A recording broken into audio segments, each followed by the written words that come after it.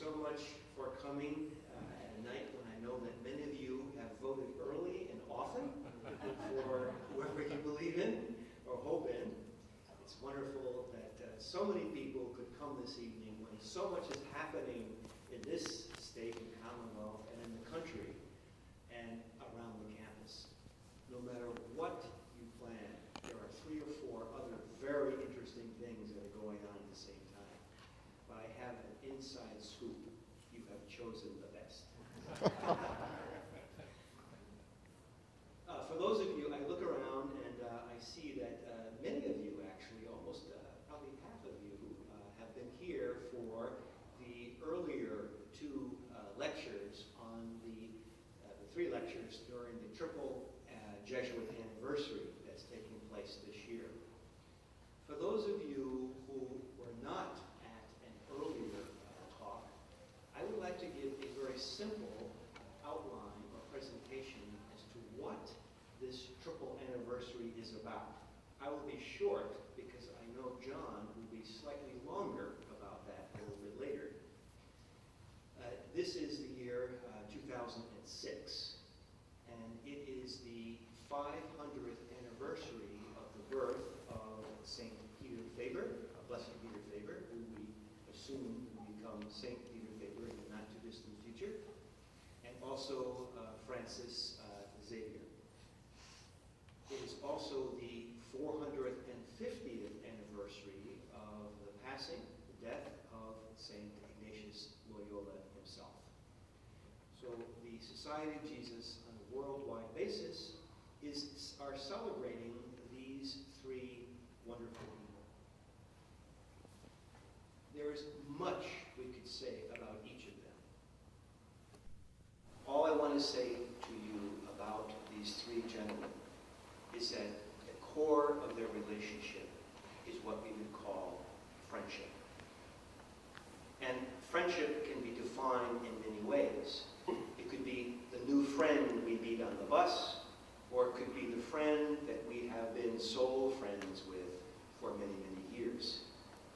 In the lives of those 3 gentlemen, all of that transpired. We had the first lecture, which was in September 26th, was on spirituality in general, Christian spirituality, and in particular the spirituality of Ignatius Loyola. Obviously, that evening was centered on St. Ignatius himself. The second lecture was called Loving Those with Whom We Work, a Psychoanalytic and Spiritual Vision. That was really focused on Peter Faber and his work with people and his intellectual work. This evening, Father John Padberg, who probably everybody here knows, and if you don't, you will soon enough, his lecture is going to be on Jesuits and our friends. What is our future together? Let me say a few things about John Padberg. My biggest difficulty in saying anything about John is what good things I'm not going to say about John. So you can let me know if my choices were meaningful and helpful to you. John Padberg is clearly a member of the Society of Jesus. And he has been the director of the Institute of Jesuit Sources since 1989. Among his various other responsibilities, and this is where I had to kind of pick and choose what good things to leave out, he has been the rector, which is the Jesuit superior, or I should say the superior of the Jesuits, at St. Louis University for 6 years. He was also the president at Weston Jesuit School of Theology, right across the river, for 10 years. And during that time, many of us in this room were either graduate students or budding professors at Weston Jesuit School of Theology. John played a very important part in our own professional life and in our understanding as Jesuits, as teachers and as mentors. Let me tell you something about John's academic background, because it is very impressive. John studied in his area, the area actually is in the intellectual history and the history of ideas, and he earned that doctorate at Harvard University. His current research and writing really centers around the history of the Society of Jesus. And when we say the history of the Society of Jesus, we're not only talking about what saints in the society lived in one year or another, but an entire intellectual history spread across the entire world of how members of the Society of Jesus were helping each other and those with whom they lived and worked to seek God in all things. And in John's long background, ideas and history has been a very important part of that. Let me just name a few of the books and writings that John has been engaged in. One is actually called Colleges in Controversy, the Jesuit schools in France from the revival to the suppression, a whole time of 1815 to 1880. An enormous, important time, not only in the Society of Jesus, but in all of Europe and later the world. One that I particularly like, because I've read it a few times, is called Together as a Companionship. It's a history of the 31st, 32nd, and 34th General Congregations of the Society of Jesus. But if you think that's impressive, wait till you hear the last and final one. For matters of great moment, the history of all of the general congregations of the Society of Jesus from 1558 to 1975. Now, John has attended quite a few general congregations.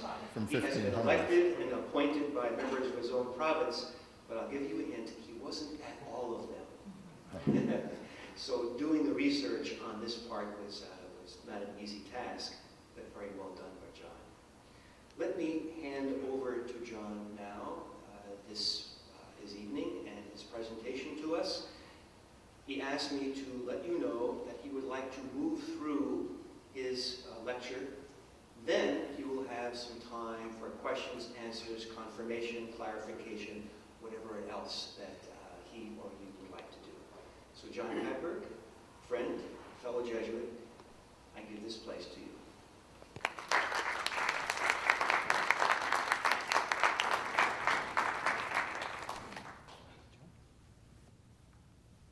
Thank you, Julio.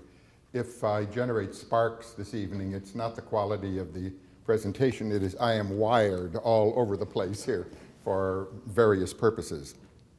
As Julio said, the title of tonight's talk is Jesuits and Friends Looking to the Future. The last of three talks, also as he said, in the context of this triple anniversary of Ignatius and Pierre Fabre and Francis Xavier. That title, Jesuits and Friends Looking to the Future, that can be quite innocuous, quite anodyne, or it could also be quite provocative. What does he mean by that? I mean the title to be the latter, to be provocative, at least in some senses, in that it foreshadows an attempt to look at how the Jesuits might be acting in the years to come, not by themselves, but with friends. And as Julio said, friends, of course, can in American usage range all the way from casual acquaintances to professionally interested colleagues to men and women deeply attached to each other. I mean here men and women who know Jesuits, know to a greater or lesser degree the Society of Jesus, what it is, what it does, why it does so, and to some degree commit themselves to it. Obviously, I hope it's to a greater degree than to a lesser, that kind of commitment. Men and women buy into the Jesuit project in ways that are multiform, and they range at least from passive acquiescence in some instances to full, wholehearted participation in that project. There are several major parts of this presentation tonight. First, I'm going to speak about Francis Xavier, for those of you who may not know a certain amount of the details of his life and work. Secondly, I shall speak about the mission of the Society of Jesus today as the society itself has defined that mission. It's what the society itself has said. Then I'm going to suggest, and that's all it can possibly be, to suggest the contexts in which that mission takes place and in which it will in the future take place. Xavier will come in from time to time as a reference point that ties the Jesuit present and its future to the fundamentals of its past. That's basically the structure. First now, Xavier himself, simply to recall a few of the salient facts about his life and activities. As Giulio said, Ignatius, Francis, Pierre were the first three among the 10 companions and friends who stood at the threshold of the Society of Jesus. Ignatius Loyola, many of us know, as the converted courtier, soldier, saint, the would-be romantic, the pilgrim, the hero, the evangelizer. He was the first among those 10 co-founders of the society. Pierre Fabre was what was called the quiet companion. From the pastoral mountains of Savoy, the ministry that he was engaged in mostly was more than anything else a ministry brought about by presence, by friendship, by spiritual direction. And such ministries of interiority often, of course, bring about only hidden results.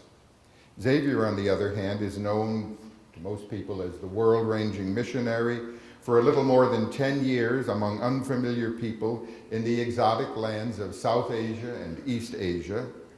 He has been an inspiration to generations of Christians, bringing the gospel message worldwide.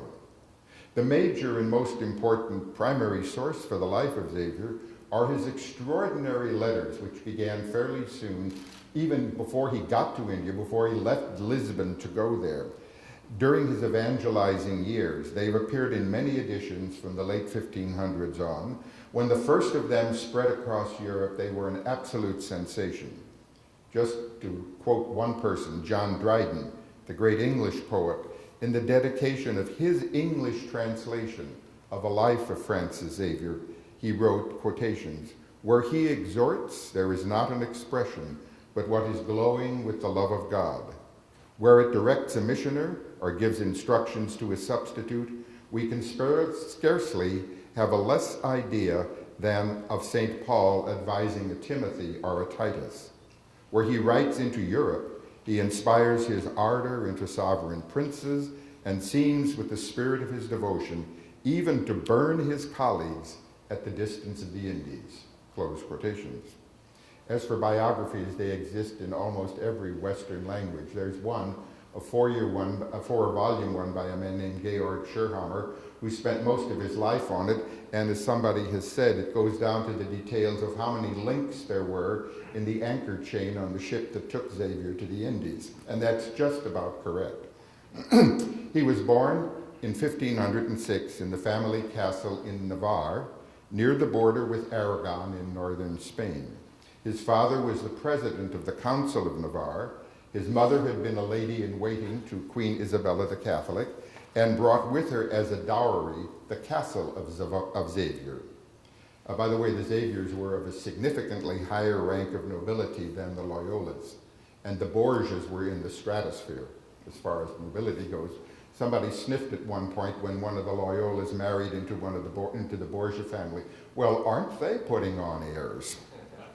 I hope sometime, by the way, you have the opportunity to visit the Castle of Xavier, especially if you can take along with you your young children or your grandchildren.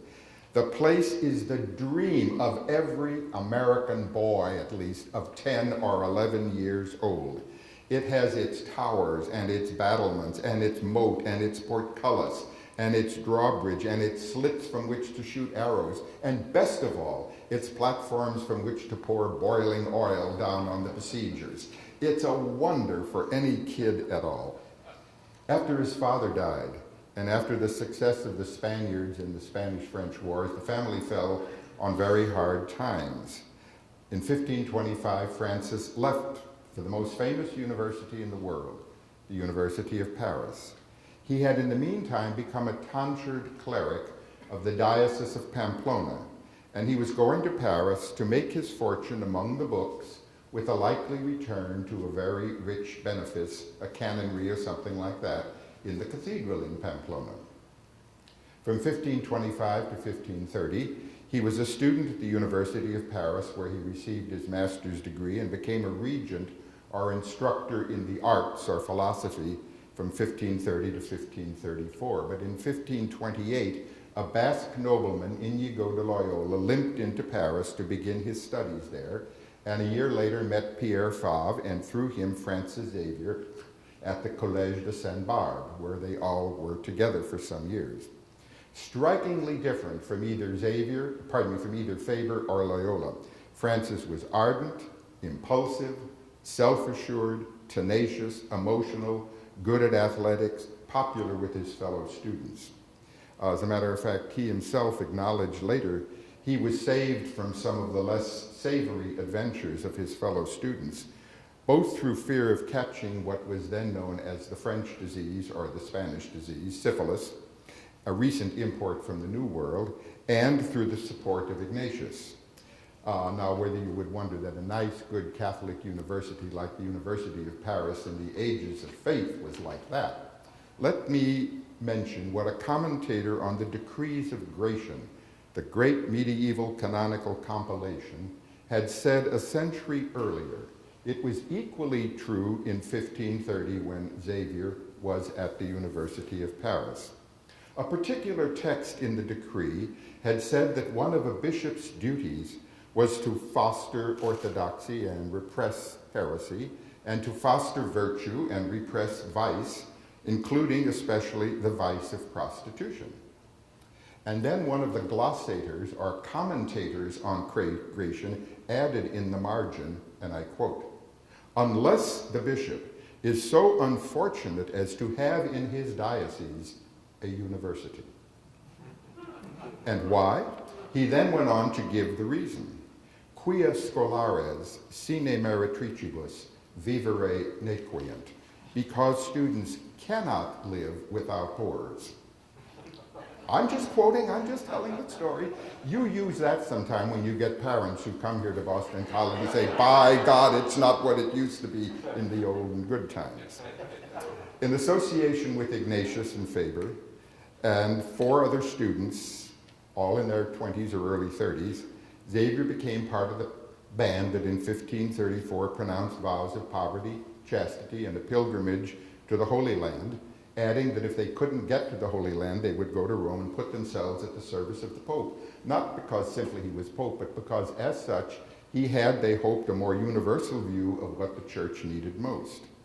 By 1538, when the companions were in Venice and it was clear they couldn't go to the Holy Land, 3 others had joined them, and so to Rome they went.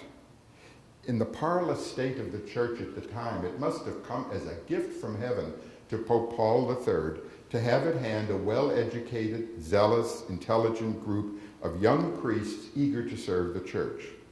They immediately began to do so in ways that ranged from teaching theology to sheltering the homeless and the hungry in the Roman famines of 1538 and 1539. By that time, 39, Paul III had begun sending them off to various missions. They were worried about maintaining their companionship. They decided to take steps to remain together as a brotherhood even while dispersed, and drew up a sketch of what they wanted to be, what kind of life they wanted to lead together. Paul III approved that, and on September 27, 1540, the official founding of the society took place with that official approval. In the spring of 1540, 2 pairs among those 10, 2 pairs were assigned to equally dangerous missions. And who at the time was to say which of those missions were the most pagan, as they themselves put it? Rodriguez and Bobadilla, one of the other 2 companions, were destined for the Indies, and Coder and Salmeron, 2 other companions, were destined for Ireland. I'm just quoting what they said. At the last moment, Bobadilla took ill, and Xavier was substituted, and the rest is history. At the heart of Xavier's spirituality were unquestionably the spiritual exercises. He saw in them, especially in the meditation on the kingdom of Christ, a call to apostolate, and apparently in the final meditation on the love of God, an absolutely unshakable confidence in that love, no matter what the trials and travails that he undertook. That spirituality was especially imparted to him by way of friendship.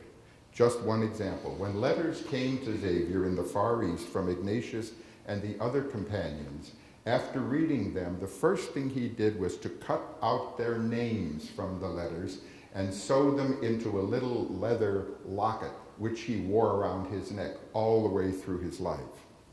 An arduous, impetuous temperament gave him an ardent, it seems to me, and an impetuous love of Jesus Christ. It was part of who he was and what he was about.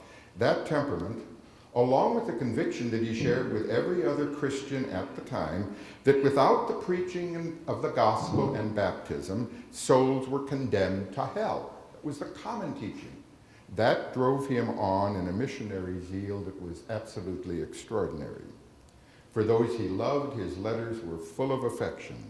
For the so-called pagans, the unbaptized millions, and for the poor, so often put upon, as he put it, by unfeeling masters, he had limitless loving compassion, and that shows up over and over again. He left Portugal for India in 1541. He arrived later, it took almost a year, better than a year, in May 1542 to get to Goa. For the next 10 years, he was a whirlwind of activity. I could spend pages on that, and I'm not going to. He, in 1545, over thousands of miles of open ocean, he was off to Malacca, not too far from the present Singapore. From there, past Borneo to the Moluccas in Indonesia in 1547. Then he was back to India again, a variety of places in India. In 1549, he returned to Malacca, and from there, north across the Chinese Sea, finally to Japan, where he landed in August 1549. For the next 2 years, he worked in Japan, founded churches, met and conversed with the Buddhist bonzes and the daimyos, but he failed to meet the emperor at Miyako, the present-day Kyoto, which was the capital at the time. In his initial contacts, he came as a poor religious, quite simply clothed. He quickly learned he would have little opportunity and almost no credibility with the bonzes and the daimyos unless he dressed and acted in accord with the station of men whom they were accustomed to deal with. So, from coarse cassock to silk robe, he went almost immediately, in one of the early and simple cultural adaptations that the Society of Jesus, in much more complicated ways, was going to adopt, in the centuries to come, and for which it has endured, even up to the present, much controversy and grief. It started all with Xavier. He knew no Japanese, theological or other kind, but even when he was bound almost hand and foot to a translator, a Japanese who had been in the Portuguese colonies from earliest days, he began to get across his message. As one of the Buddhist monks said, Francis's mere presence, character, holiness preached better than words of truth of his message. From his early letters from Japan, Xavier spoke of the citizens, all of them as pagans destined for hell, and of Japan as a Gentile, quote, a Gentile land full of idolatry and of the enemies of Christ. Gradually, however, he came to admire the Japanese greatly and slowly came to think that to a people open to good and bad and faithful to God as they saw God and living, as he put it, naturally, whatever he meant by naturally, God would give the grace to be saved. He quickly learned then that the Japanese looked to a much larger, much more important country, China, and its culture with reverence and respect. And he came to the conclusion that if Japan was to be converted, and he thought it was eminently worthwhile, he would have to go to China first. So to China he did go. But first of all, he had to go all the way back to Japan again. Think of the thousands of miles in those rickety ships that they used at the time. Because he was not only an itinerant missionary, he was also papal nuncio, and he was provincial of all the thousands and thousands of miles of everything east of the Cape of Good Hope, except Ethiopia. After 3 hectic months in India in 1552, he returned to Malacca. He planned to go to China officially as an ambassador, as in the train of the Portuguese ambassador. The admiral there, out of envy, refused to allow the ship to go, even though he was threatened with excommunication. In desperation, Xavier managed finally to get someone to promise to sneak him into China on a merchant ship. The man who promised to do that didn't show up. The Chinese merchant failed to arrive. He managed to get to the little island of Sanshan, off the coast of China, not too far from what is present-day Guangdong, previously known as Canton. He fell ill of pneumonia there, and in a straw hut on the shore of Sanshan, with a candle in his hand, and according to the testimony of the Chinese convert who accompanied him, quotations, with the name of Jesus on his lips, he died with great calm and great tranquility in December 1552. His apotheosis was not long in coming. He was first buried on the island and then brought to Malacca, and from there to Goa in India, where his body still rests. And even interestingly, even now, every year, thousands and tens of thousands of people come to venerate that body. Christians, pagans, Buddhists, Hindus, Muslims. It's an extraordinary phenomenon. He was beatified in 1619 and canonized in 1622 in the so-called Great Canonization. What was that? Well, 5 persons were canonized on the same day in that year. That was very unusual. It's not that unusual at the present time, but it's extraordinarily unusual at the time. They were from Spain, Ignatius Loyola, Francis Xavier, Teresa of Avila, and Isidore the Farmer, and from Italy, Philip Neri. And given the importance of the Kingdom of Spain at the time, as the wags in Rome said, "Ah, yes, today we have canonized 4 Spaniards and a saint." Now, so much briefly on Xavier. Let me turn to the second part now of this presentation by going back a bit in history. You know what a historian's like. He'd start with Adam if he had a chance. In 1965-66, in the atmosphere of Vatican II, personal note here, when at least for many of us, to quote Wordsworth, bliss was it in that dawn to be alive. It really was. The Society of Jesus in that atmosphere held its 31st General Congregation, or General Chapter, the ultimate governing body in the society. It said right at the beginning of the documents it produced, quotations, "The Society intends to take very close look at its own nature and mission in order that, faithful to its own vocation, it can renew itself and adapt its life and its activities to the needs of the Church and the needs of contemporary humankind." In ways that had not been done for several hundred years, the Society looked, among other things, at its internal life, its functioning, its works, its government. In talking of those works, for the first time in any one of its official documents, it specifically spoke of, quotations, an extensive and sincere collaboration with the laity. Just a phrase, but it was a catchphrase, but it was the beginning of something.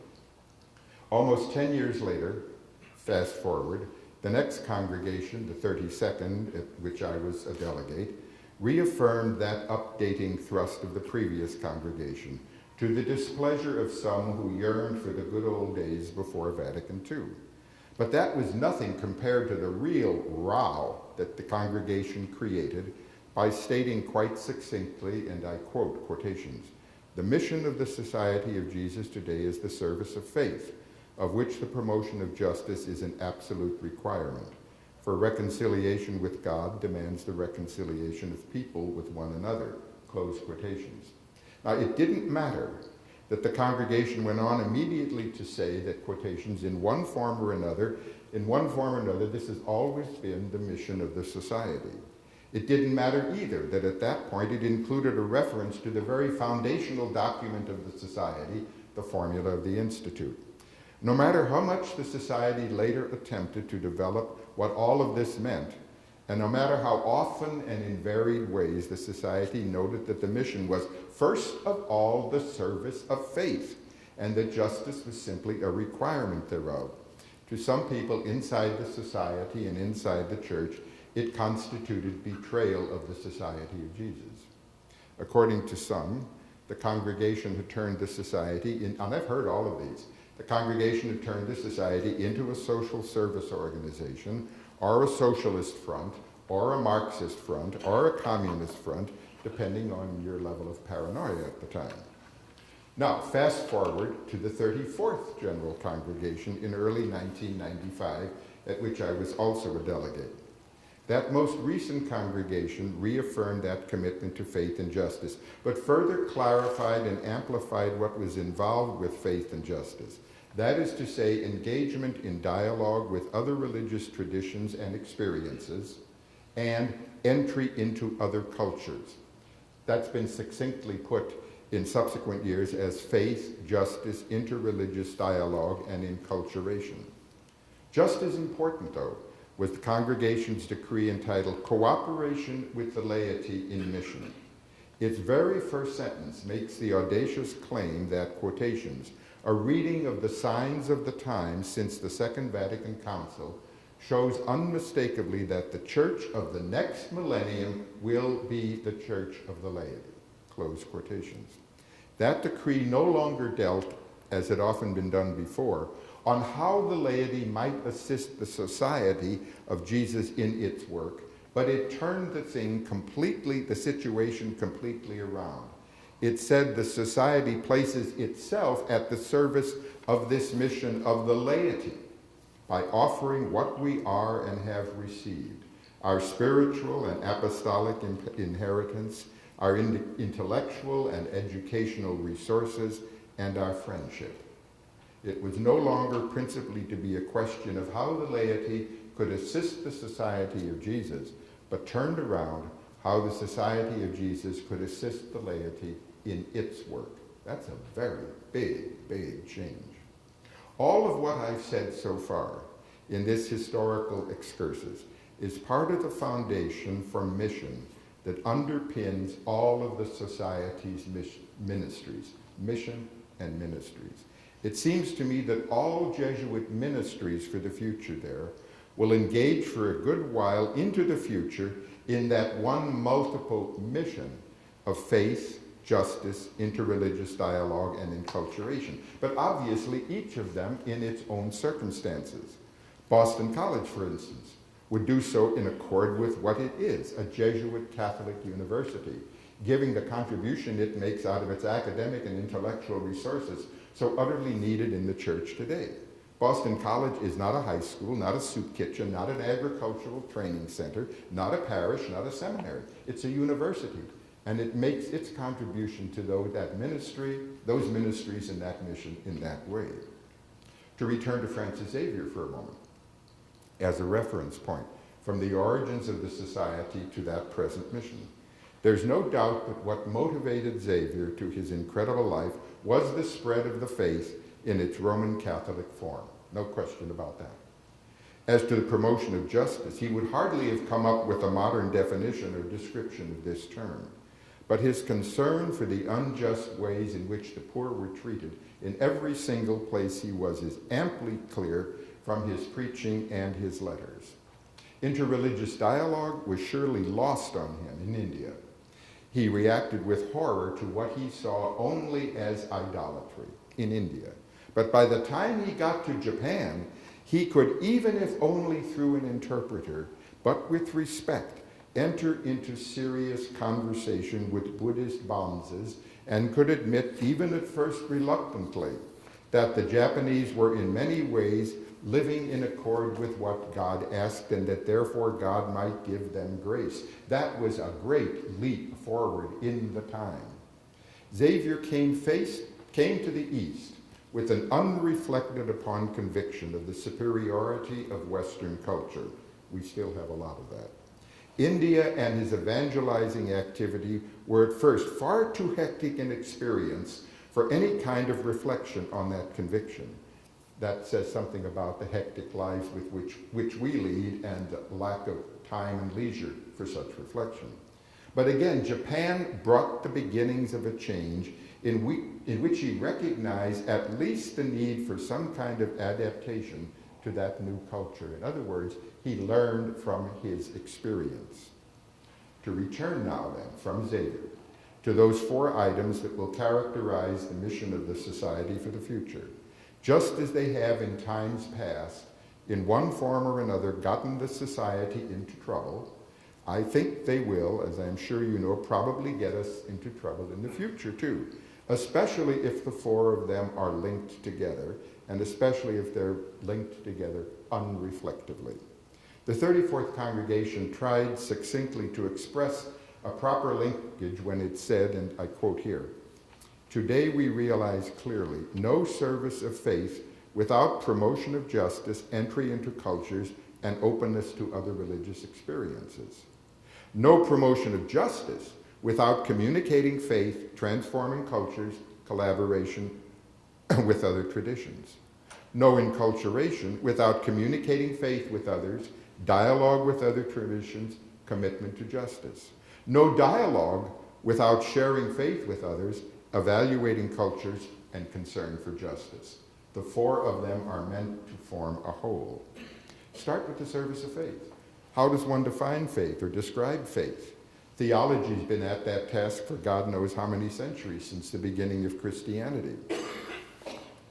We need think only of the difficulties that some Jesuits have had in that theology, even in recent decades. Jean Danielou, Henri de Lubac, Teilhard de Chardin, John Courtney Murray, Karl Rahner, in the earlier 20th century, or Jacques Dupuy most recently. The concern for justice brought down Jesuits in one place or another, from the time of the reductions in Paraguay in the 18th century to the 5 university Jesuit martyrs in El Salvador, and individual Jesuits in Africa and Asia in the 20th century. Pedro Arrupe, the general of the society at the time of the 32nd congregation, predicted that when that congregation adopted the promotion of justice as part of its mission, the society might well suffer martyrs among its members for that stand, and indeed it has. Interreligious dialogue, especially among the various Christian churches, was hardly a feature of any of them in the years when the society took shape and grew. You'd have to listen to the voice of Pierre Fabre, the first Jesuit to encounter the Reformation in Germany, where he saw what he called the ruins of the Catholic Church. His voice was surely a very lonely voice when he wrote in a letter to one of the other companions, Diego Lainez, about 2 principles for any work among Protestants. Remember, this was in 1540s, quotations. The first thing to keep in mind is that if anyone would be of help to heretics in this day and age, he must look upon them with great love and love them in truth. He must close his mind to all thoughts that would tend to lessen his affection for them. Secondly, rapprochement should be established with them in those areas in which there is concord between us, rather than in those which tend to point up our mutual differences. Close quotations, 1541. The exact opposite of that advice, pretty well obtained among both Catholics and Protestants up until Vatican II. And even today, despite the official efforts of the Church since Vatican II, interreligious dialogue is still fraught with a lot of suspicion in many quarters. Among some Catholics, it looks as if to engage in it, one were either giving up the faith or subjecting it to grave danger. Among Protestants, it was seen as if it were really a covert attempt necessarily to proselytize and to convert them. As for dialogue with Muslims at the time, it would have been inconceivable to Europeans and to Muslims alike in the 16th century. Ignatius has one letter in which he's advising the Emperor Charles V on how to pay for the fleet that the emperor was putting together to blast the Turks out of the Mediterranean. And by Turks he meant Muslims at the time. As geographical horizons expanded, it took a long, long time for expansion of mind to think of such dialogue with Hindus or Buddhists or, well, you name any other religious group. When we turn to enculturation, it's been some ways the place where most of the trouble and incomprehension and hostility took place for the Jesuits of past times. The most obvious example and symbol are Matteo Ricci in China and Robert de Nobili in India. Ricci attempted to engage Chinese civilization and culture on their own terms with deep respect and understanding. In the Chinese rights controversy, Chinese Christians wanted to live fully as Christians and fully Chinese amid their own age-old cultural commitments of their civilization, and they met only with incomprehension and hostility on the part of Roman authority, and the church went down almost to ruin in China. When de Nobili in India tried to live as a Christian fully in the context of Hindu culture, he met the same kind of hostility. You have here at Boston College, of course, you had here, I should say, on your faculty until a little while ago when he accepted the Parkman Professorship of Divinity at Harvard, the Jesuit Father Francis Clooney, one of the very great experts on de Nobili in the present and on Hinduism in the past. Let me turn now to the third part of this presentation, the contexts in which it seems to me the mission of the Society will be carried out in years to come. I've said all I've said so far because these things I'm going to say now don't make any sense without that background. Before I get into that, of course, I must admit that I now put myself in danger of succumbing to the besetting temptation of any historian to fancy himself a prophet and to act on that illusion, or delusion, I should say. Also, the circumstances I mention here are surely not simply original with me. I didn't come up with these contexts by myself, and others have talked about them too. One very interesting example, Father John Whitney, the provincial of the Oregon province, have spoken of such circumstances too. When lay people, friends and colleagues in the Oregon province of the Society, at the invitation of the provincial, held their own province congregation with resultant recommendations and the technical term postulata to send to the province in anticipation of the Jesuit General Congregation that's going to elect a new general in 2008. It's the first province congregation of lay people that I've heard of anywhere in the Society. So let me talk about what those contexts are. The major ones, there are a lot of them. The major ones in the United States, it seems to me, include at least the following: globalization, secularization in both its positive and negative senses, increased collaboration across ministries in which they're both networked and interdependent, increased solidarity with the laity in those ministries, the international nature of the Society, and a presently ongoing strategic discernment process going on in the American assistancy. I'll say something about each one of those. I think they're all going to affect greatly, as context, our mission and our ministry in the future, for us as Jesuits and for the people who are our friends and who are working with us.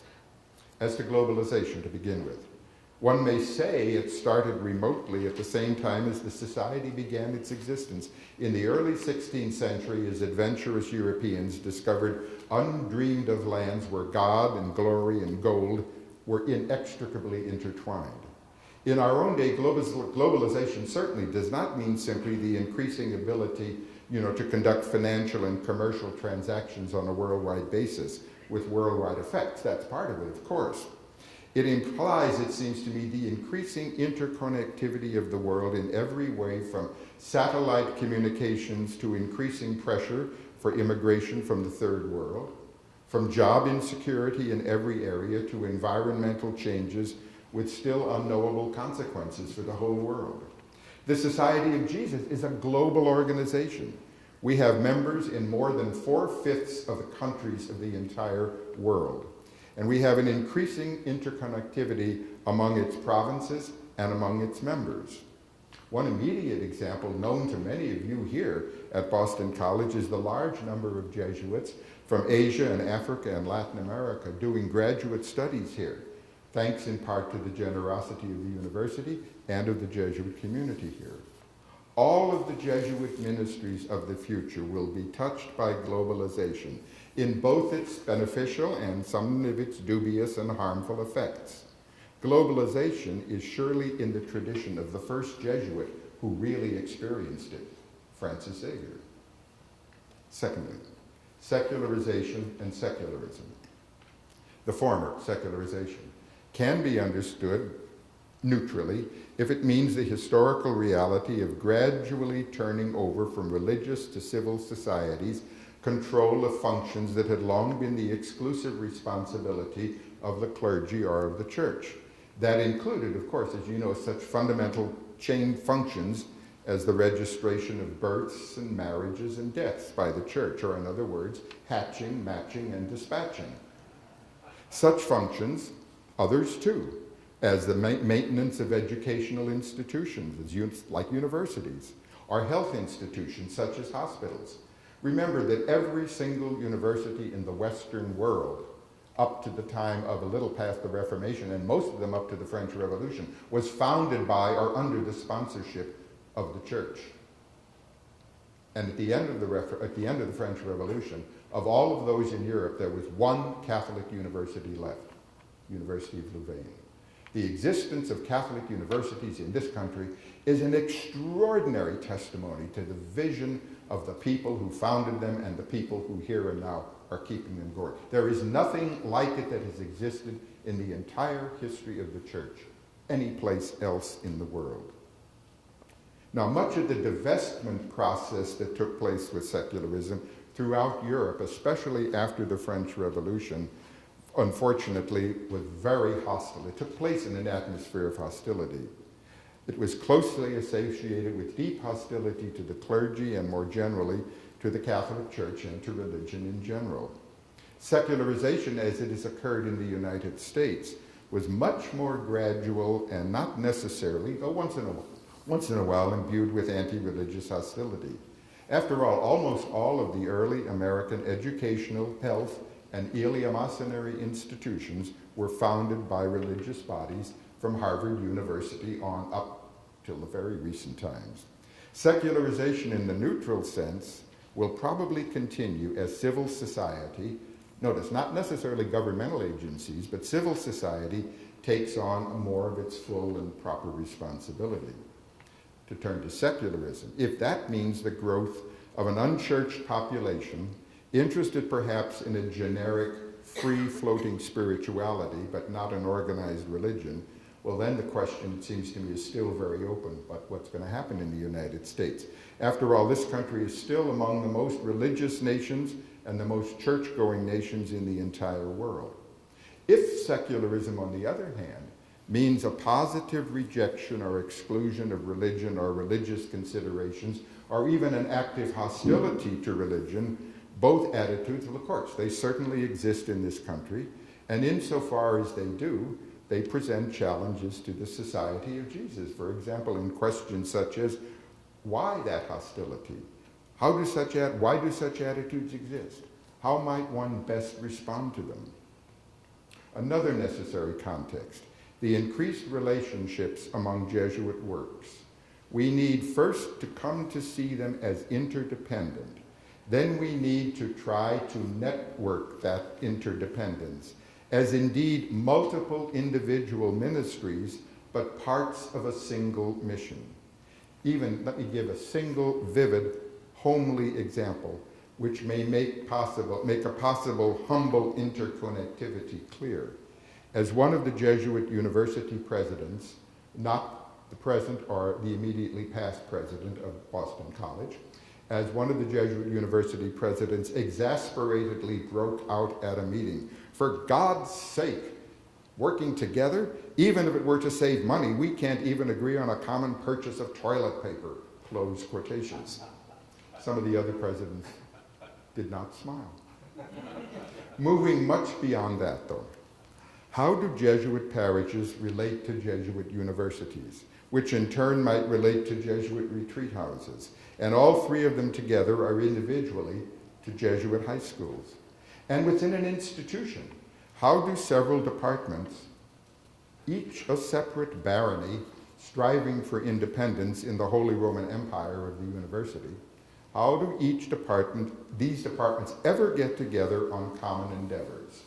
One example here at Boston College, it seems to me, of such a concourse, to use a word that Bill Leahy, your present president, used, Quoting John Henry Newman on a university as a place of concourse. Two examples I should say here. First, there's the Center for Child, Family, and Community Partnerships with faculty from education, social work, management, and nursing. Or the Center for Human Rights and International Justice with participants from law, education, political science, and theology. See, it can be done. It just hasn't been done often enough. To turn now to the next of those contexts, we are ripping along here. Increased solidarity with the laity will be part of the context of Jesuit ministries of the future. It's not simply a question of laymen and laywomen engaged in so-called sharing of a mission, which is really exclusively Jesuit. It will inevitably have to be a far more complicated and complex felt understanding of partners working with each other in a common mission. And I don't pretend that that's going to be at all easy. It was part of the practice of the early society to extend its work beyond its capabilities to working together with lay people. When Pierre Favre founded confraternities in the parishes in Italy as early as 1541, he was encouraging laymen and laywomen to perform functions in the church's mission consonant with the spirit of their own age. Ever since then, the Jesuits have been intended toward increasing those functions. We tended not to do that after the French Revolution until about the middle of the 20th century, but that has certainly changed. Xavier did the same kind of thing. He founded organizations in India, for example, repeatedly founded them for training lay catechists to take over and further the work he had begun. Ignatius, too, founded such confraternities and then turned them over to lay hands. Most notably, several examples in Rome. First, there was the House of St. Martha to shelter prostitutes who wanted to get out of that trade. And then another house and confraternity to protect the daughters of such prostitutes who were in danger of being, the young daughters, of being drawn or dragged into the same profession. By the way, that latter place for the daughters had a name understandable in the original Italian meaning of one of the words in its title. But it's a title as part of an English phrase, or an English title, which could not be used for such a place today. The Confraternity of the Miserable Virgins. You could never use that in English today. How to put together structures for such collaborative relationships and how to do personal and institutional formation, both for Jesuits and for lay people. The Jesuits needed at least as much the lay people that would make such structures work. I think will be a difficult and ongoing task, but it's one of the contexts that is absolutely necessary for what the society and its friends and collaborators are going to do for the future. Father Kolvenbach, the Superior General of the Society, 2 years ago, gave a talk at Creighton University in Omaha, and I think he put very well what such a collaborative vision must involve. Let me quote him. Moving beyond simply inviting laypersons to join Jesuits in Jesuit-sponsored works requires a different perspective for both Jesuits and lay partners in mission. For there to be a partnership of equality, the question changes from how can lay women and men assist Jesuits in their ministries. A new question emerges, how can Jesuits serve lay women and men in their ministries? For that to happen, Jesuits must think of our parish, our retreat center, our school in a completely new way.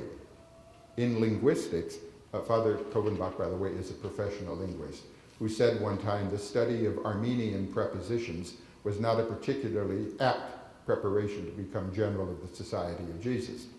But he said, in linguistics, we know that our, us, can be exclusive, we only, and can be inclusive, we all.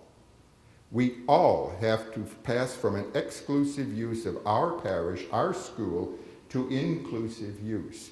It is ours now, referring to a larger group, because it is a mission for which all of us, Jesuits and lay, are co-responsible.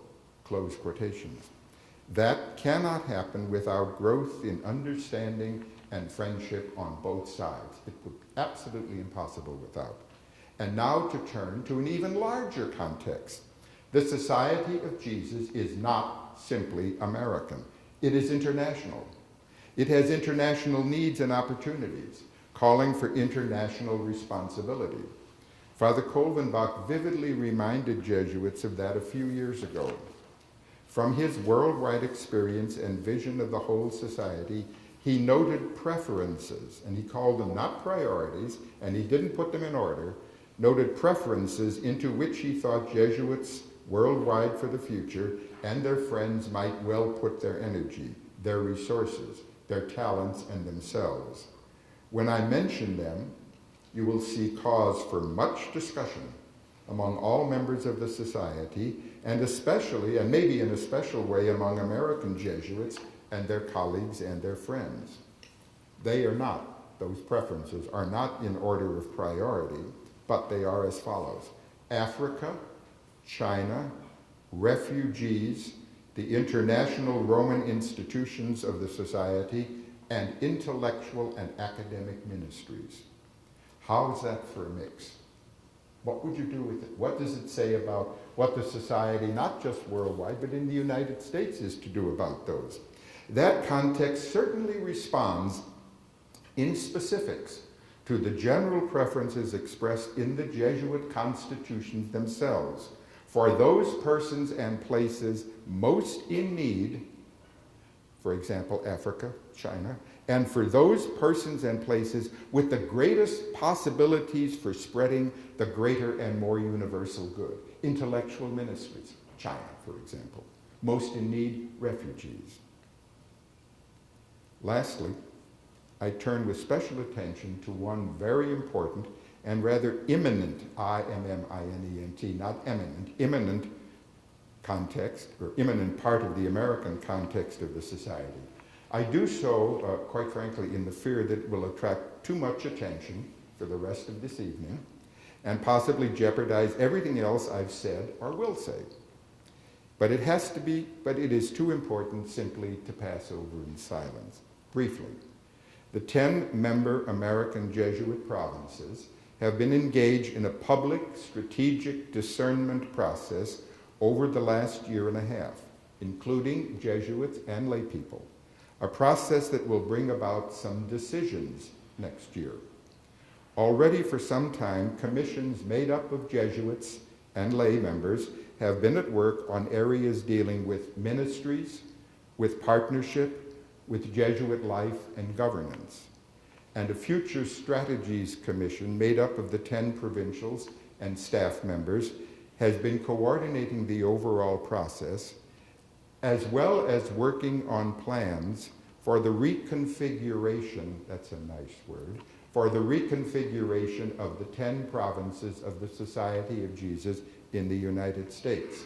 Undoubtedly, that reconfiguration will result in fewer than the present 10 provinces, and they will have new boundaries and new people as members of those provinces.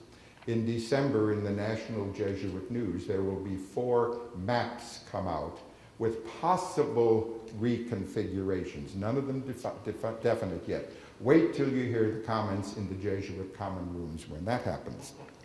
Undoubtedly, that reconfiguration will result in fewer than 10 provinces. All of this will impact the other contexts in which one single fourfold mission and its many ministries are going to take place in the United States. Each of those contexts is a challenge.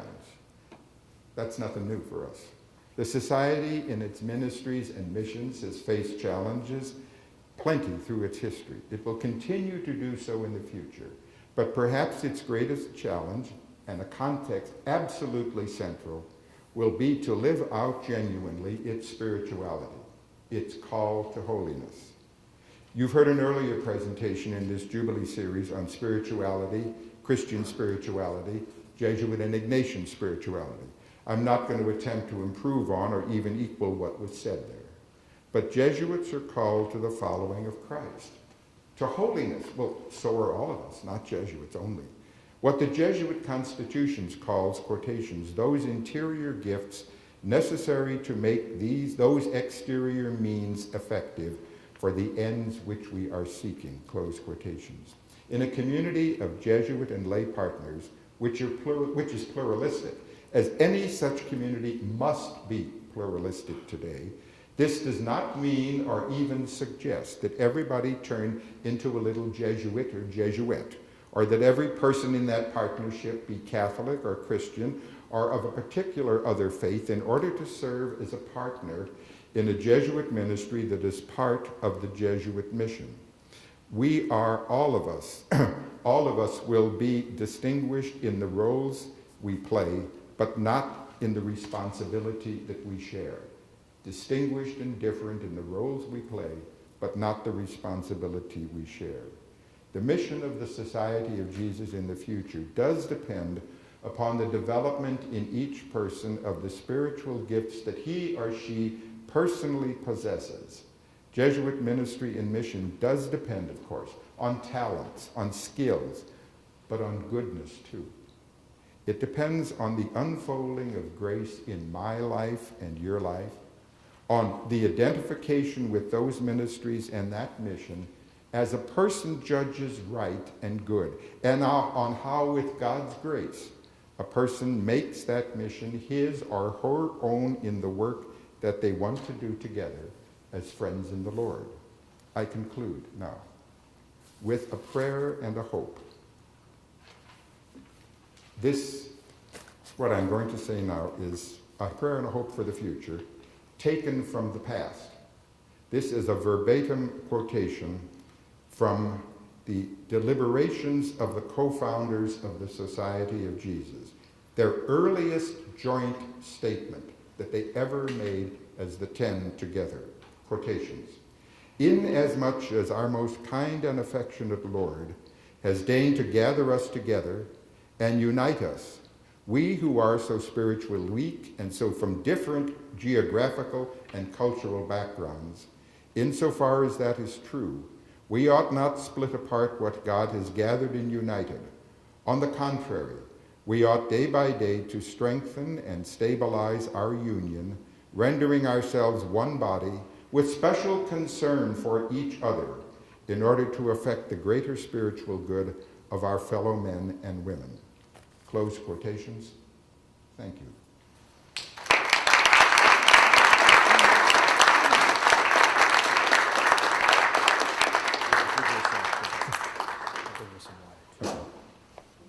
I'm going to sit down for a moment. John recently had a knee replaced, hence we have some difficulty walking. It's from genuflecting too much. That too. If you remember what I said when I welcomed you, and of all the things that were going on at the university tonight, you have chosen the better part, and John just proved that. What John did ask of me was to invite you in the about 20 minutes that we have left until 8:30. Any of you have any clarification that you'd like to have mentioned? Any questions? Anything you'd like to say to John, or anything about the topic at all? He would do his best to respond to. Sure. I'm going to bring you some water. Okay. The floor is open. He didn't mention, even if you have objurgations, they're welcome to. Yes? As a historian and a prophet, would you see any future for the word Ignatian to prevail over Jesuits in the American and English context?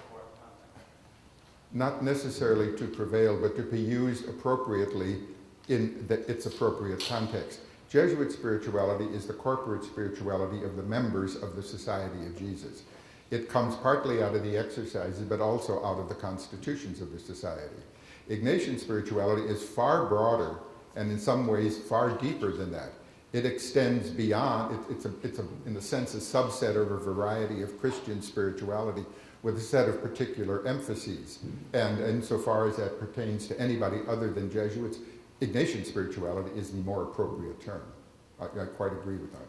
Did you want to say anything further about that, though?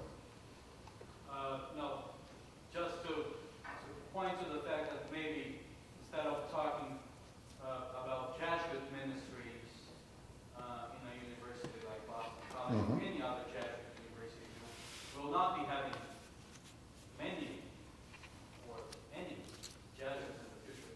So, Yeah. in other linguistic context, I think Ignatian ministry, Ignatian apostolate, Ignatian spirituality, Ignatian education is getting over Jesuits. I agree with you. But I don't know whether or not this would work in English, in American society, because of the strength and weight of the word Jesuits. Yeah, it's more common. It's easier used. I don't know why it is, but it has been used for a longer period. Ignatian in in European countries and in Latin countries, Jesuit's been used so sort of universally here. It's funny. Jesuit in the 19th century in the United States was a bad word. You called somebody Jesuit, that was an insult, and it was even worse in the worst of the anti-clerical times in France. To call somebody, vous êtes un jésuite, was exactly the same as a glove slapped across your face. It immediately implied a duel to protect your honor. But the funny thing is, in the 20th century, Jesuit became a good word by and large in the United States.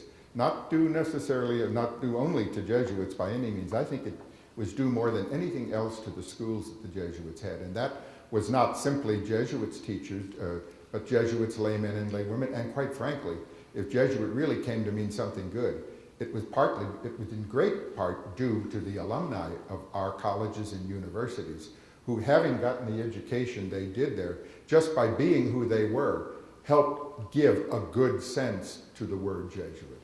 But I agree with you, Ignatian is more appropriate and probably will take a longer time in this country to come into common use. Yes, David? John, I really find myself very attracted to this vision that you've laid out of Jesuits assisting lay people in their ministry, which was part of the 34th General Congregation, and you stress it as one of the key contexts within which we're operating now. There's a concern, though, that I'd like to express and get your reaction to. There have been a couple of recent studies done of the priesthood in the United States.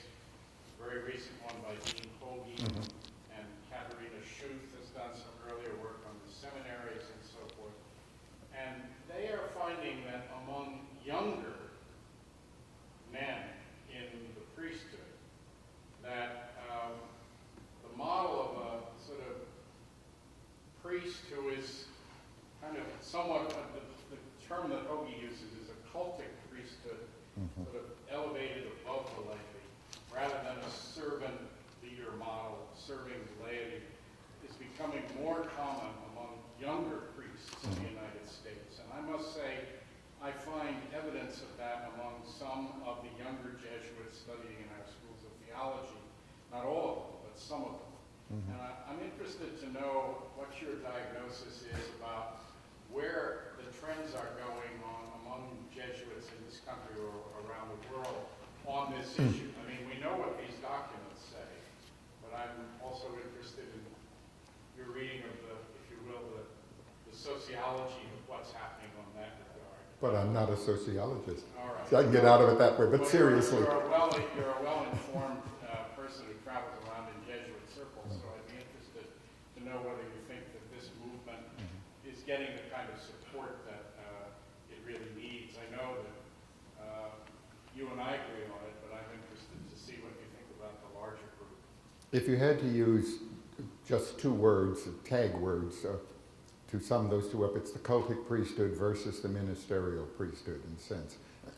And you can't, if you're going to have a fully integrated understanding of and practice of living with the priesthood, it's going to have both of them. There's no question about that, to my mind anyway. But I quite agree with you that the cultic, for a lot of the younger, at least American Jesuits,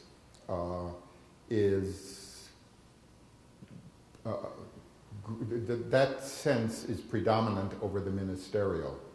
I don't think that's true of the younger Jesuits that I know from other countries. For whatever reasons that may be, I'm not sure, but that's my impression of the ones, and I know a fair number, and I talk to a fair number and write write to a fair number of them. I don't know exactly what the reason is. Maybe part of it is people can live only for so long without a sense of order. And cult necessarily implies order and structure, ritual, law. And that's not a bad word of itself. And I suspect that some of the young people entering the seminaries were brought up in circumstances, or whatever the reasons, where there wasn't that kind of an antecedent structure in their earlier lives that supported them and didn't demand of them that kind of a structure if they went into the priesthood. It was already there. They grew up, well, we grew up, at least I did, in a Catholic culture. I didn't grow up in a Catholic ghetto, but I certainly did grow up in a Catholic culture. The last two generations, I don't think have, for a great variety of reasons, partly social, partly economic, et cetera, et cetera. But I regret the recrudescence of an almost exclusively cultic idea of the priesthood. I don't think that's what is meant by the priesthood. I think it presents some real problems for the Society of Jesus. In some ways, the diocesan priesthood is meant to be more cultic than the Society of Jesus. I mean, the Society of Jesus, right from the beginning, was a ministerial organization. It did not think of the conferral of the sacraments in a stable order of a parish. It was meant to be free-ranging in the kind of a thing. Well, a parish is the place, and the parish church is where, in the long history of the church, for most of its life anyway, worship has been situated. And part of the problem for the society was some of the iconography of the society. For example, that famous painting of Ignatius in Rubens' painting of that gorgeous red vestment. It's a magnificent piece of art. I wish I owned the original. But that was not Ignatius. He was not first and foremost interested in the celebration, the public celebration of the Eucharist, which is the central point of the whole cult. He was much more interested in preaching, hearing confessions, preaching and spreading the conversions, basically, in foreign lands. That was much more his life. It wasn't the cultic nature of the priesthood. He was certainly a priest. He certainly celebrated Mass with devotion. He celebrated it every day by himself. We have no indication that he ever celebrated publicly, for a large congregation at all. That wasn't part of, it would have been very unusual, as a matter of fact, so to do. And in the Jesuit churches, at least of his time, later it changed, but at least of his time, it was the preaching and the hearing of confessions that were far more important than the other ordinary Catholic cultic activities. Parishes had the right to baptize and to marry, for example. Jesuit churches did not. The interesting thing is in Europe, for most of the history of religious orders were not allowed to have parish churches. Parish churches, where the ordinary worship of the people took place, was the province of the diocesan priests. Religious priests had churches where they could preach and hear confessions, and say Mass, but not very publicly as such. In the United States, because such was the importance of parishes for the enormous number of Catholic immigrants coming in the 19th century, that it was a complete reversal. And unless you know the history, you don't realize what a complete reversal it was. The bishops in this country almost always insisted when a religious order came into a diocese, they would not be allowed to come into the diocese unless they were willing to take a parish. Not every place, but almost every place. That was absolutely the reverse of what most of the history of the society had been up until the 19th century. Does that at least get at a little bit of, we could talk for an hour on this whole thing. But I agree with you that although it's among the diocesan seminarians that I noticed the cultic priesthood mentality much more than among the Jesuit seminarians. But one other interesting thing, I taught for about 9 years in St. Louis.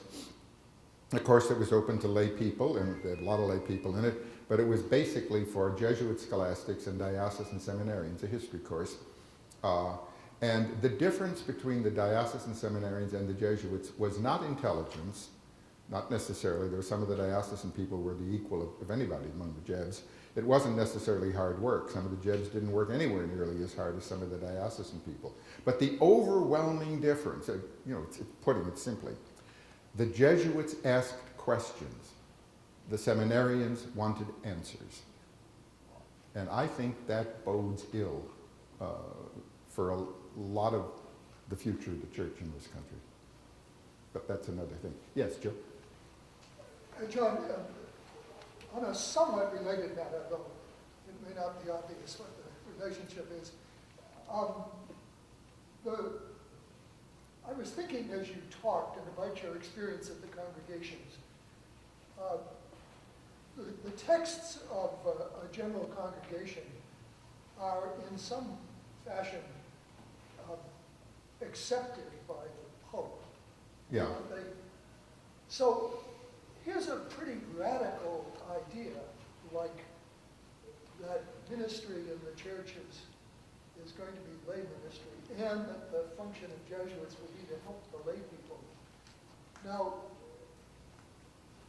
I can imagine 2 or 3 possible responses by the Vatican, or reactions. One is they didn't really read the text very carefully, and they just simply said, oh, we'll approve whatever the congregation. Oh, no. I assure you. Or they said, well, this is something that Jesuits are choosing for themselves, and they don't spot the more radical implications if you began to extend this. Or someone said, this is an interesting idea, and we'll see how it flies, and we'll let the Jesuits try it out and take heat from it. I think it's the third of those. If you had put it, simply in those 3. Maybe an example. Many of you know what the Civiltà Cattolica is. It was the first Catholic journal. Began publishing in the 1850s in Rome, founded by a Jesuit. There's a good story there. He went to the Pope and said there ought to be a Catholic journal, and the Pope said, yes, I think it's a good idea. So he called the general of the Jesuits in, and he said, I want you to found this journal. And Father Rotan, who was the general, said, he said, no, he said, I don't think we can do that. He said, we don't have the men for that. Oh, he says, yes, you do. Father Kirchi, he was here, and he told me about it. He said, you can appoint him the editor. Then he said, well, we're in such bad odor with the anti-clericals here already. That'll just bring down more hatred and opprobrium on us. And the Pope said, well, don't your constitution say that you should be willing to be treated and accounted as fools, even if you don't give any occasion for it? And so, okay, you trumped me on that one. And then the general had the final argument. He said, well, we don't have any money. And the Pope said, he said, I'll get that for you. Well, the irony of the whole thing is that in later years, the Civiltà Cattolica, for a time, became violently anti-Semitic. The money for the founding of the Civiltà was given as a very easy loan by the Rothschild Bank in Naples. But to get back to the Civiltà, what the Civiltà did right from the beginning and does now, it's a sounding board for the Vatican. Its galley proofs are seen by the Secretariat of State at the Vatican every 2 weeks when before the Civiltà comes out. They sign off on it. Sometimes the Civiltà is hardly a model of heterodoxy, but once in a while they venture out a little too far. It's a sounding board. If things fly, Vatican thinks that's fine. If they don't fly, or there's some problem, or somebody raises a complaint, it's those crazy Jesuits. We'll slap them across the face a couple times, and they'll reform themselves. And I think, to a degree, that's the kind of thing that has happened. But the other thing was the last last 4 congregations, 31 to 34. The documents are, in some senses, exhortatory, hortatory. They present ideals before the society. All of the previous congregations were basically judicial or legislative. They said, this is what you must do or this is what you must not do. Well, so were most of the decrees of most of the ecumenical councils of the church until Vatican II. Vatican II is a complete change, absolutely complete change from the tone in which other previous councils worked. And I think that hortatory nature of the documents presents both opportunities for the Jesuits and for the people who are working with the Jesuits, but it also presents problems. What do the words really mean? How do they apply to us? Are there exceptions? How should we parse these things? And, you know, Jesuits are awful good at parsing things. I think that's part of, to get to your question. There was one over here, and then I'll come back to you, We have Jim. time for one more, Jim, please. Go Well, there's one here, and then I'll take that one too. Yes, here. I was just wondering, what success do you think there has been in terms of really being at the service of the laity? I haven't really seen that being necessarily the way things are happening. You mentioned Oregon having conferences where the laity really had a significant role. Mhm. Is that really an exception, or are there real? Oh, that particular example is an utter exception. But Oregon has the reputation for being way out ahead or out of left field, depending on your point of view, way ahead of most of the other provinces in the society. But that's going to take a long time. I mean, that's a change of attitude, not just on the part of Jesuits, lay people too. Even, you know, suppose with the best will in the world that some Jesuit, whatever the work is, wants to do something. Oh, here they come. Here they come. By the way, do you know why there are no Jesuits in hell? Because the devil is reputed to have said, this at least is one place where they will not have the chance to tell people what to do and how to do it. And, you know, that can be the reaction of people whom the Jesuits were here for your service. Oh, yeah,